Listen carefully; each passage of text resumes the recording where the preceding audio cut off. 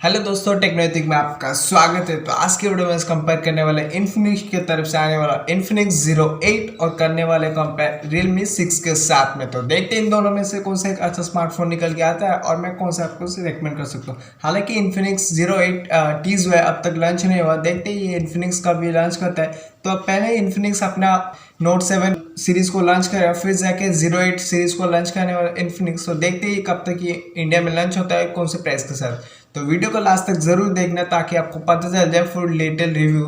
तो वीडियो शुरू करने से पहले वीडियो को जल्दी से लाइक और शेयर करना मत भूलना। चैनल पे पहली बार आया तो सब्सक्राइब करके बेल आइकन को प्रेस करना ताकि लेटेस्ट वीडियो सबसे पहले देख सके जैसे हम वीडियो अपलोड करते हैं। तो चलिए शुरू करते हैं इसकी वीडियो।